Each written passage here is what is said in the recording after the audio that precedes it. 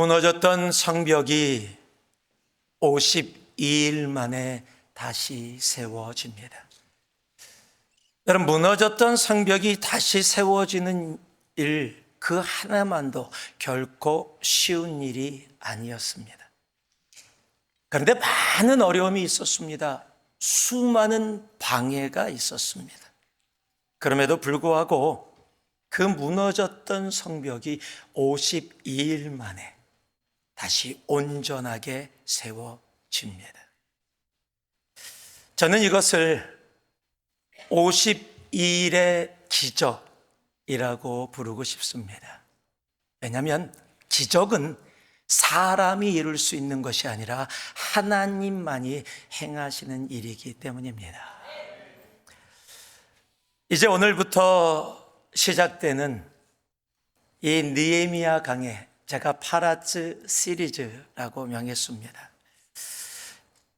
이 느헤미야 강해 파라츠 시리즈를 통해 불가능하다고 생각되어졌던 무너졌던 성벽이 다시 새롭게 되어지고 또 새롭게 세우시는 하나님의 돌파를 우리가 따라가게 될 것입니다. 하나님의 파라츠를 통해 하나님이 이루시는 52일의 기적의 그 놀라운 은혜가 오늘부터 느헤미야 강해가 마무리되는 그날까지 우리 모두에게 있기를 진심으로 소망합니다. 오늘날 이 땅을 살아가는 우리들에게도 많은 무너진 성벽이 있기 때문입니다. 기도의 성벽이 무너졌습니다. 말씀의 성벽이 무너졌습니다. 한 영혼을 사랑하는 그 사랑의 성벽이 무너졌습니다. 그래서 무너진 성벽 사이로 세상이 교회 안으로 물밀듯이 밀려옵니다. 교회는 교회를 지켜야 하는데 그로 인해 교회가 교회의 거룩함을 잃어가고 있습니다. 여러분, 느헤미야는 그 무너진 성벽을 바라보며 그 성벽 앞에서 통곡하며 금식하며 울었습니다. 그런데 우리는 우리의 삶에, 우리의 가정에, 이 땅에 무너진 영적인 성벽이 익숙해져 버렸습니다. 그래서 이런 현실이 다 그런 거지 뭐 우리가 어떻게 할 게 뭐 있겠어 라고 생각하며 그 자리에 그냥 있습니다. 오늘 이 말씀에서 우리들은 중요한 질문을 던지며 시작할 수 있어야 합니다. 대체 왜 느헤미야는 성벽을 다시 세우는 일에 뛰어들었는가? 대체 왜 느헤미야는 편한 페르시아의 삶을 버리고 그 고난의 기림이 뻔히 보이는 성벽을 다시 세우는 그 일 가운데 뛰어들었는가? 그리고 어떻게 그 엄청난 일이 52일 만에 기적같이 이루어졌는가? 우리가 느헤미야 강의를 통해 이 질문에 답을 함께 찾아가기를 소망합니다. 그리고 우리 또한 우리의 삶에 무너진 성벽을 다시 재건하는 그 느헤미야의 52일의 기적이 그저 성경에 기록되어졌던 수천 년 전의 기록이 아닌 바로 오늘 나의 기록임을, 내 삶에 기록되어져야 될 하나님의 기적임을 내 가슴에 담고 그리고 함께 나아갈 수 있는 우리 모두가 되어주기를 소망합니다. 그로 인해 정말 주님께서 이루시는 그 놀라운 52일의 기적이 주님, 나의 기적 되게 하여 주시옵소서.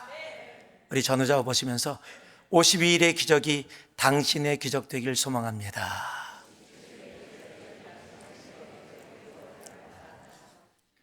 오늘 52일의 그 기적의 시작이 기록되어 있습니다. 그게 2절입니다. 한번 같이 봉독해 보겠습니다. 함께 합니다. 내 형제들 가운데 하나인 하나니가 두어 사람과 함께 유다에서 내게 이를 얻기로. 자, 굉장히 중요한 부분입니다. 같이 한번 따라해 주시기 바랍니다. 52일의 기적의 시작은 52일의 기적의 시작은 관심입니다. 자, 이것이 무엇인지, 왜 그렇게 시작되었는지 우리가 이미 알고 있는 내용이지만 이스라엘의 배경을 잠시 짧게 설명하길 원합니다. 사울 왕을 시작으로 해서 이스라엘이라는 나라가 시작이 되어졌습니다. 그리고 하나님이 다윗을 이대 왕으로 세우시고 그의 아들인 솔로몬을 세울 때까지는 이스라엘이 강건하게 섰습니다. 그리고 솔로몬의 아들인 르호보암이 이루어지면서 그 후에 두 개의 나라로 갈라지게 되어집니다. 북이스라엘과 남유다로 갈라지게 되어집니다. 북이스라엘은 BC 702년에 아시리아에 의해서 멸망하게 되어집니다. 그리고 약 100여 년 정도가 흐른 후에 남유다도 결국 죄악으로 인해서 BC 586년에 바벨론에 의해서 멸망하게 되어집니다. 그냥 멸망한 것뿐만 아니라 성전이 다 무너져 내렸고요, 예루살렘이 초토화가 되었고 그곳에 있는 사람들은 바벨론에 잡혀오게 되어서 포로로 살아가게 되어져 버렸습니다. 그렇게 이스라엘을 무너뜨렸던 바벨론이 페르시아라는 나라에 의해서 멸망하게 되어지면서 그들은 바벨론에 잡혀갔는데 페르시아 밑에서 살아가는 이방인들이 되어져 있었습니다. 하나님의 은혜가 그곳에 함께 있었고요, 그곳에 있었던 사람들이 예루살렘으로 돌아올 수 있는 기회를 얻게 되어집니다. 첫 번째 그룹이 스룹바벨을 통해서 오게 되어지고 무너졌던 성벽을 작은 모습이지만 재건할 수 있는 은혜를 갖게 되어집니다. 성전이 건축되어졌음에도 불구하고 예배가 회복되어지지 않고 사람들은 계속해서 방황하는 모습 가운데 하나님이 두 번째 그룹을 보냅니다. 그게 우리가 잘 알고 있는 에스라 선지자를 통해서 보내게 되어져서 말씀으로 영적으로 회복을 다시 시작하려고 합니다. 그렇게 하나님이 그들을 향해서 예배의 회복과 다시 한번 일어설 수 있는 기회를 허락했음에도 그들은 계속해서 무너져 있었고 영적으로 황폐한 상태로 남아 있었습니다. 그 가운데 주님께서 이제 느헤미야를 통해 세 번째 그룹을 보내서 성전을 보호하는 성벽을 다시 재건하게 하셔서 하나님의 마음을 그들에게 분명하게 알게 하시는 겁니다. 그 내용이 우리가 함께 이제 볼 느헤미야서의 내용입니다. 그런데 여기서 궁금한 게 하나 있습니다. 여러분, 느헤미야는 대체 왜 예루살렘에 관심이 있었을까요? 여러분, 느헤미야는 지금 페르시아 왕과 함께 수산성이라는 곳에 있습니다. 겨울을 나는 왕의 별장입니다. 왕의 별장에 함께가 있고 그 왕을 보호하는 입장에 있습니다. 성경은 그냥 포도주를 나눠주는 포도주를 주는 이런 기록되어 있으니까 그냥 가차는 자리라고 생각할지 모르는데 지금으로 보면요, 어떤 자리냐면 대통령 비서실장과 경호실장을 겸하는 자리예요. 왕을 보호하면서 왕의 일들을 받아서 일을 처리할 수 있는, 여러분 지금 굉장히 성공한 자리입니다. 더군다나 느헤미야는 예루살렘에서 태어나질 않았어요. 이민 2세 3세입니다 재미있는 사실은 여러분, 스룹바벨도 에스라도 느헤미야도 예루살렘에서 태어난 사람들이 아니라는 사실이에요. 다 이민 2세, 이민 3세들이에요. 무엇보다도 느헤미야는 예루살렘을 한 번도 가본 적도 없고 그곳이 어떻게 생겼는지 알지도 못했던 사람입니다. 그런데 그가 자원해서 성벽을 건축하겠다고 나섭니다. 그 시작이 2절에 연결해서 이렇게 기록되어 있습니다. 내가 그 사로잡힘을 면하고 남아있는 유다와 예루살렘 사람들의 형편을 물은즉, 여기가 시작이에요. 여러분, 굳이 하지 않아도 되는 질문을 던집니다. 지금 나름대로 잘 살고 있고 성공해서 나름대로 성공가도를 계속 달리고 있는데 굳이 묻지 않아도 되는 질문을 던지게 되어져요. 왠지 아십니까? 관심이 있기 때문입니다. 여러분, 사람은 관심 있으면 묻습니다. 묻고 난 다음에 들으면 행동합니다. 행동한 다음에 그 일에 대한 부분을 깨닫게 되어지면 그 일에 헌신합니다. 여러분, 그 시작이 관심이에요. 여러분, 문제는 무엇을 향한 관심이냐 이거예요. 한국말에요, 세상에 관심이 많아서 이것저것 다 왔다 갔다 하고 다니고 참견하고 다니는 사람을 오지랖이라고 부릅니다. 일부 때도 오지랖 얘기를 하면 웃으시는 분들이 계셨어요. 당사자가 오지랖이거나 또는 내 남편이나 아내가 오지랖인 분들, 또는 오지랖이라는 단어를 듣자마자 떠오르는 누군가가 있었기 때문에 아마 여러분들이 웃을 수 있었을 겁니다. 여러분, 그런데 느헤미야는요,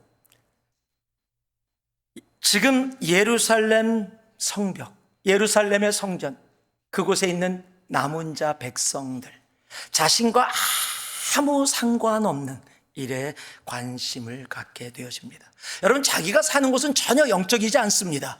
페르시아는 전혀 하나님을 알지 못하는 나라입니다. 그런데 그곳에서 영적인 일에 관심을 갖게 되어집니다.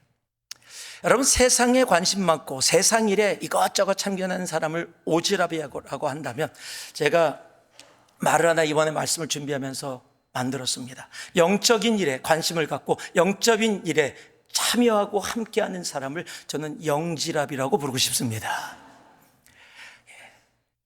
제가 일부 예배 때 우리 이세권 목사님들 오셔서 같이 통역하고 함께 이렇게 합니다. 이제 가다가 궁금했어요. 대체 오지랖, 영지랖을 어떻게 번역을 할까? 근데 우리 데이빗 전사님이 번역을 잘했더라고요. 네. 궁금하신 분들은, 관심 있는 분들은 가서 물어보시기 바랍니다. 여러분, 영적인 관심이 없으면 우리는 쉽게 현실에서 많은 변명들을 합니다. 직장이 전혀 영적이지 않아서 직장 생활이 힘들어요. 가정이 전혀 영적이지 않아서 나만 예수를 믿고 있기 때문에 정말 신앙생활하는 게 그렇게 만만하지 않아요. 더러는 이 땅이 영적이지 않아서 나는 영적인 땅으로 가서 그곳에서 영적으로 살아가기를 원해요. 여러분, 느헤미야가 이제 계속 듣게 될 겁니다. 영지랖이 아니라 오지랖이었다면 그는 많은 이민자들 안에서 그냥 나는 나름대로 성공했어, 나 하나님 알아, 나 하나님 섬기는 유대인이야 라는 정도로 살아가게 되어졌을 거예요.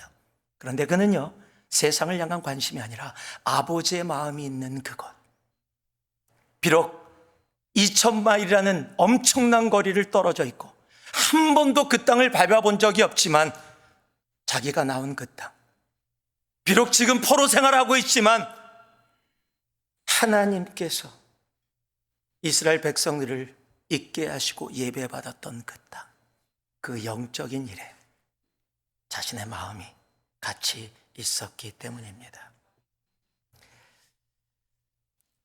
여러분, 예수님의 관심도 영적인 것이었고 한 영혼을 향한 거였어요. 그래서 그가 하늘 보좌를 버리고 이 땅에 오십니다. 그리고 이 땅에서 십자가로 나아가십니다. 그리고 한 영혼을 위해 자신의 생명을 내어주십니다. 여러분, 영지랖은요, 희생을 두려워하지 않습니다. 불편함을 마다하지 않습니다. 여러분, 오지랖은요, 나의 이익과 손해를 따집니다. 세상을 향해 나아갑니다. 여러분, 예수님의 제자들도 예수님을 따르면서도 먹고 사는 일, 누가 높으냐 낮으냐에 관심을 갖고 있었어요. 그런데 주님께서 그들의 관심의 방향을 바꾸십니다. 마태복음 4장에 보면은요, 너희가 이제 물고기를 잡는 사람이 아니라 사람을 낚는 어부가 되어야 한다라고 말씀하고 계십니다. 관심의 전환입니다. 여러분은 오지랖이십니까? 영지랖이십니까? 한번 옆에 보면서 한번 물어봐 주세요. 당신은 오지랖입니까? 영지랖입니까? 네. 또 이 말 너무 많이 쓰셔갖고 부부싸움 하지 않으시기 바랍니다. 한 사람이 주일날 교회를 찾아왔습니다. 그런데 그날 커다란 카우보이 모자를 쓰고 교회를 왔습니다. 안내하는 분이 보고서 환영합니다 인사를 나눴지만 카우보이 모자를 쓰고 있어서 예배에 방해되고 예배 예절에 불편하니까 모자를 벗고 예배에 임해달라고 부탁을 했는데도 오기고 절대 모자를 벗을 수 없다고 그냥 예배에 참석합니다. 그랬더니 눈에 띄잖아요. 눈에 띄고 또 뒷사람이 큰 카우보이 모자니까 이 보는데 방해가 되잖아요. 목사님도 앞에 서서 그게 눈에 띄었습니다. 그리고 예배를 끝나자마자 목사님 달려가서 문 앞에서 그 형제가 나아가는데 붙잡고 얘기합니다. 교회 오셔서 정말 환영합니다. 매주 와서 예배 드렸으면 좋겠습니다. 다만 모자를 쓰고, 그렇게 큰 모자를 쓰고 예배를 드리면 예배에 좀 방해가 되어지니까 그 큰 모자를 좀 벗고서 예배에 임했으면 좋겠습니다. 그랬더니 그 목사의 이야기를 들은 그 형제가 이렇게 얘기합니다. 이렇게 시간을 일부러 내서 저와 대화를 나눠주셔서 정말로 감사합니다. 예배에 초대해 주신 것도 정말로 감사합니다. 그런데 저는 이미 3년 전부터 주일 예배를 한 번도 빠지지 않고 참석하고 있었습니다. 그런데 누구도 저에게 관심을 가져주지 않았습니다. 오늘 처음으로 많은 사람들이 저에게 관심을 가져줬습니다. 그것도 모자 때문에. 그뿐 아니라 늘 바쁘게 지나가시면 하던 목사님과 직접 몇 마디 대화를 나눌 수 있어서 얼마나 좋은지 모르겠습니다. 여러분, 한 영혼을 향한 관심이 있으십니까? 아버지의 마음이 있는 곳에 나의 마음이 함께 있으십니까? 한 주일학교 선생님이 있었습니다. 한 아이가 몇 주째 교회에 오지 않는 것이 신경이 쓰였습니다. 그래서 한 주일 몇 주를 기다리다 오지 않아서 그 아이를 찾아갑니다. 찾아갔더니 그 아이는 부모님이 가난해서 구두방에서 부모님의 생계를 도우면서 일하고 있었습니다. 찾아가서 교회 안 와서 찾아왔다고 얘기했더니 아이가 놀랍니다. 그러면서 선생님한테 이렇게 얘기합니다. 저는 아무도 저에게 관심이 없는 줄 알았어요. 선생님이 그 얘기를 듣고 마음이 아파 함께 그 아이와 기도하며 아니란다. 하나님도 그리고 나도 너에게 관심이 많단다. 같이 기도해 줬습니다. 그리고 그 아이가 교회에 다시 나오기 시작했습니다. 이 선생님의 이름은 킴볼이라는 선생님이고 그 아이는 나중에 D.L. 무디라고 그렇게 불리게 되어집니다. 한 선생님의 한 아이를 향한 관심이 이 땅에 하나님의 나라를 이루는데 크게 쓰임받은 놀라운 하나님의 사람, 그를 통해서 수많은 사람들을 지옥에서 천국으로 옮기게 했던 그 쓰임받은 D.L. 무디를 이 땅 가운데 있게 했다라는 사실입니다. 다른 사람은 자기가 관심 있는 것만 보이고 들리기 마련입니다. 여러분 눈에 무엇이 보이십니까? 무엇이 들리십니까? 여러분 지난 한 주 무엇이 보이셨고 무엇이 들리셨습니까? 여러분 지난 한 주 내 생각 속에 무엇이 가장 오래 깊게 남아 있었습니까? 스탁이요? 누가 그러더라고요. 스페이스 X가 올렸더니 대박이 났다고. 너무 아깝다고. 그거 하나라도 사놓을 걸. 여러분 우리의 관심이 뭘까요? 여러분 생각 속에 무엇이 담겨 있었습니까? 여러분 그것이 내가 가장 큰 가지고 있는 관심일 겁니다. 그리고 그 관심이 나를 움직이게 하고 그 방향으로 나아가게 할 것입니다. 여러분 오늘 무엇이 나를 움직이고 있습니까? 하나님이십니까? 아니면 돈이며 세상입니까? 직접적으로 물을까요? 오지랖입니까? 영지랖입니까? 여러분 세상을 살아도 영적인 관심, 아버지의 마음을 놓지 않기를 소망합니다. 그럴 때 하나님은 그 아버지의 마음에 관심을 갖고 나아가는 영혼들을 통해 하나님의 일을 이루시고 52일의 기적을 허락해 주시는 겁니다. 오지랖으로 살지 맙시다. 영지랖으로 삽시다. 불편하겠지만 다시 한번 오지랖으로 살지 말고 영지랖으로 삽시다. 예. 여러분 두 번째 52일의 기적이 이루어지게 된 것이 성경에 기록되어 있어요. 바로 4절입니다. 내가 이 말을 듣고 앉아서 울고 수일 동안 슬퍼하며 하늘의 하나님 앞에 금식하며 기도하여. 50일의 기적이 있게 된 두 번째, 한번 따라해 주시기 바랍니다. 눈물입니다. 한 학교 교수가 학생들에게 액체를 주면서 이 액체를 분석하라고 했습니다. 모든 학생들이 그 액체를 분석했고 정답을 갖고 왔습니다. 물과 염화 나트륨이라고 대답을 했습니다. 선생님이 이야기합니다. 맞다. 그런데 반은 틀렸다. 왜냐하면 이 액체는 아들을 향한 어머니의 눈물이었기 때문이다 라고 이야기합니다. 우리는 눈물이 메마른 시대에 살고 있습니다. 그냥 이치를 보고 그래 그것은 반은 물이고 반은 염화나트륨이야 라고 이야기합니다. 그러나 눈물은 그렇게 분석되어질 수 없는 겁니다. 저도 눈이 자꾸 말라서 안약을 계속 넣습니다. 안구 건조증이죠. 안구 건조증이 걸리면 안약을 넣어서 눈을 촉촉하게 적셔야 합니다. 저는 이 시대가 영적인 안구 건조증에 걸려 있다고 생각합니다. 영혼을 향한 아버지의 마음을 향한, 아버지가 눈물을 흘리는 그곳을 향한 우리의 눈물이 사라져가고 있기 때문입니다. 나의 아픔, 나의 상처를 향해서는 그렇게 통곡하며 오는데 아버지가 눈물을 흘리는 그곳에는 우리의 눈물이 사라져가고 있기 때문입니다. 여러분, 눈물은 사랑입니다. 한 번도 가지 않은 곳입니다. 무려 2,000마일이 떨어져 있는 곳입니다. 나하고 상관없습니다. 아무도 네 애미를 향해서 손가락질 해본 적 없습니다. 너 보고 이거 하라고 한 적 없습니다. 그런데 그가 아버지의 마음이 있는 그 땅, 비록 포로로 잡혀서 수십 년을 100년을 넘는 시간을 그곳에서 보내고 있었지만 아버지의 마음이 그곳에 있는 걸 알기에 그곳에 예배가 무너지고 성전이 무너지고 성벽이 무너져 황폐해진 그 땅을 향해 가슴에 담고 아버지의 마음이 있는 그곳에서 함께 눈물을 흘릴 수 있는 것, 여러분, 그것 하나님은 그 눈물이 있는 사람들을 통해 52일의 기적을 지금도 이루십니다. 우리 주님은요, 성경에 한 번도 웃었다라는 기록은 없어요. 그렇다고 해서 우리 주님이 맨날 웃지 않고 심각하게 계셨던 것은 분명히 아닐 겁니다. 그런데 어찌됐건 웃으셨다라는 기록은 없는데 우셨다라는 기록은 2번이나 기록되어 있습니다.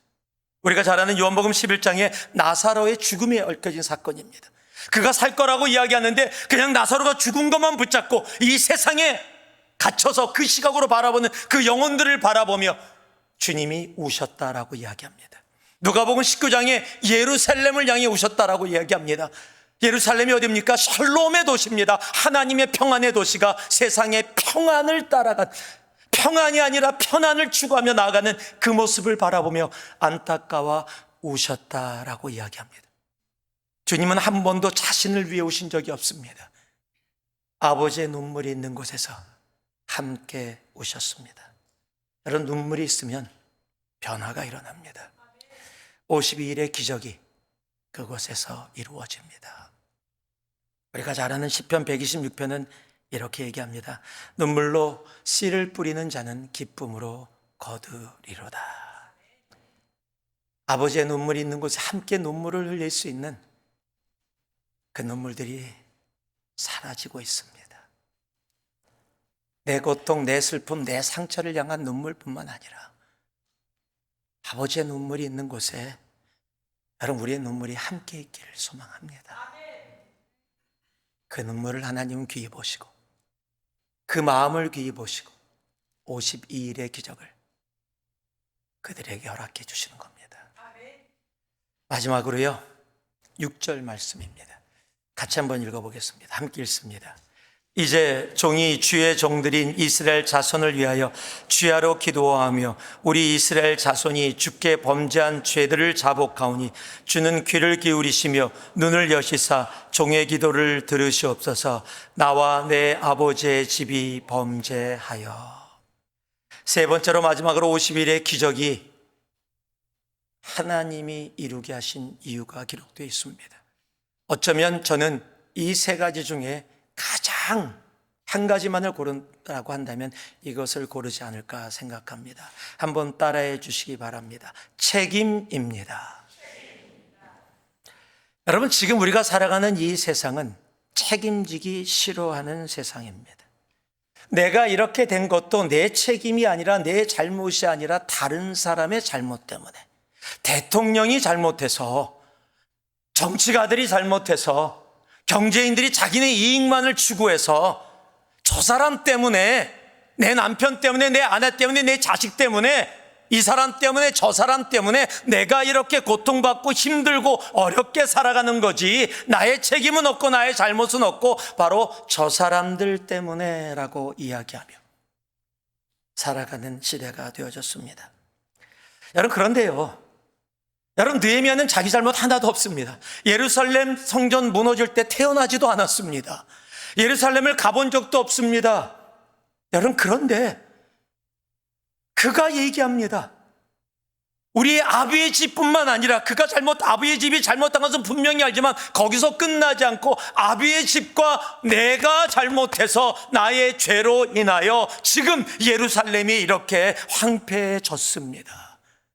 그 잘못을 얼마나 강하게 가져왔던지 통곡하며 회개하며 기도하며 금식하며 나아가게 되어집니다. 여러분, 세상은 다 저 사람 잘못입니다 라고 이야기할 때 여러분, 그곳에 아무것도 이루어지지 않아요. 여러분, 저 사람 잘못이다 라고 이야기하는 그곳에 멀쩡한 성벽도 무너져 내릴 겁니다. 그런데 나의 잘못입니다 하고 내가 그 영적인 책임을 감당하는 그 자리에 하나님은 무너진 성벽을 새롭게 세우시고 52일의 기적이 우리에게 기적되게 하시는 겁니다. 우리 주님은 아무 죄도 없으셨습니다. 아무 잘못도 없으셨습니다. 죄가 없으신 그분이 우리의 죄를 감당하시고 십자가까지 나아가셨습니다. 그러기에 그를 통해 무너졌던 구원의 성벽이 건축되어지고 오늘 우리가 이곳에서 예배를 드리고 있는 겁니다. 우리는 우리의 삶이 이루어지는 일들 속에 너무 왜 이렇게 다른 사람의 잘못이 잘 보이는지, 나는 그럴 수 있지 뭐, 나는 나름대로 최선 다하고 있어. 근데 다른 사람은 왜 그렇게, 그렇게 잘못이 잘 보이는지. 어떤 가정에서 아버지가 물을 먹다가 방바닥에 물컵을 내려놓고 잠시 다른 일을 하러 갔습니다. 그런데 그만 아이가 지나가다가 그 물컵을 못 보고 물컵을 차서 물이 바닥에 쏟아졌어요. 이 광경을 보자마자 옆에 있던 할머니가 달려서 아이고 내가 먼저 그거 봤었는데 치웠어야 되는데 내가 치우지 않아서 아이고 내 잘못이야 라고 얘기합니다. 할머니가 내 잘못이 아니까 그 얘기를 듣던 아들이 와서 아유 어머니 아니에요, 제가 물을 먹고 거기다 내려놨으면 안 되는데 제가 내려놨고 바로 치우지 않아서 제 잘못이에요, 그만 잊어버렸습니다. 그랬더니 부엌에서 그 소식을 듣던 며느리가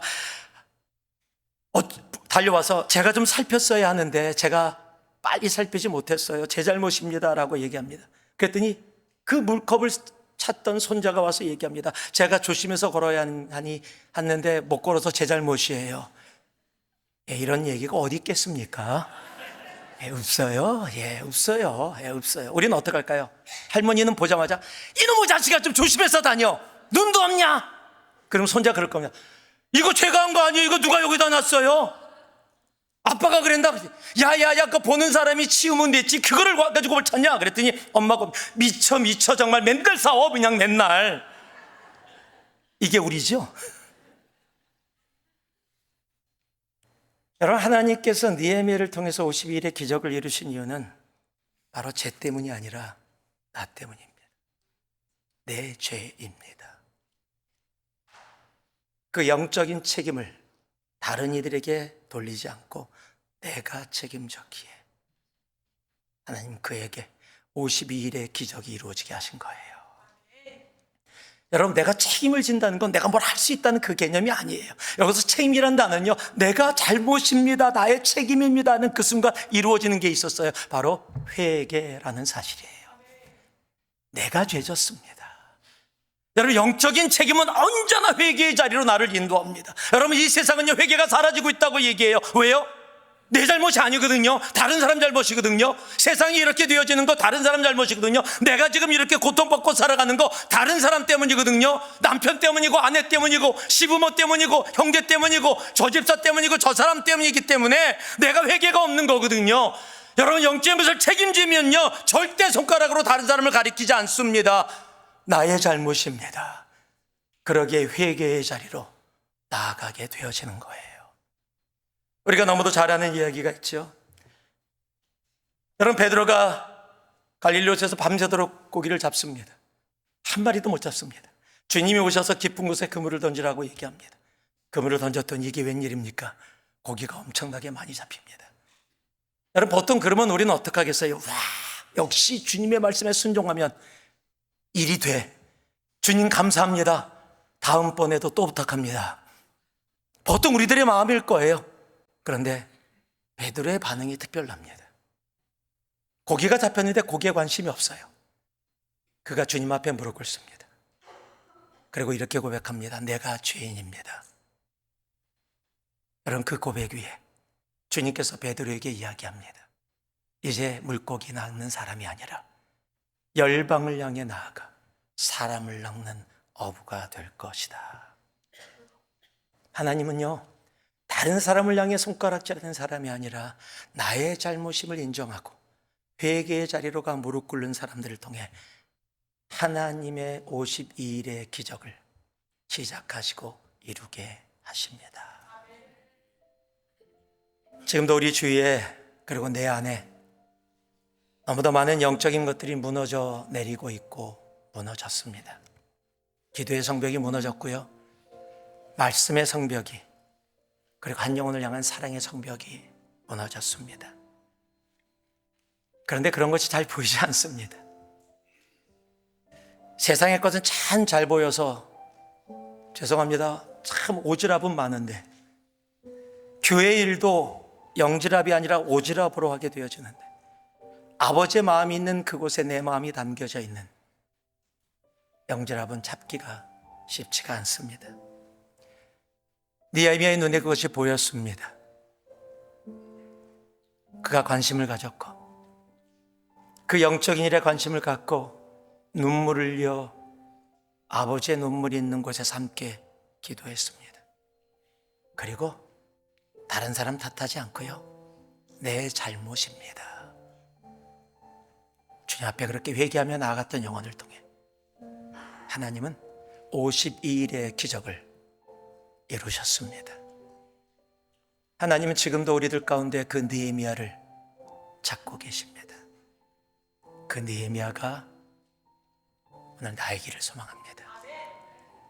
그래서 우리의 삶을 통해 가정에서, 일터에서, 학교에서, 교회에서, 이 사회에서 52일의 기적이 우리들 가운데도 이루어지기를 축복하고 축복합니다.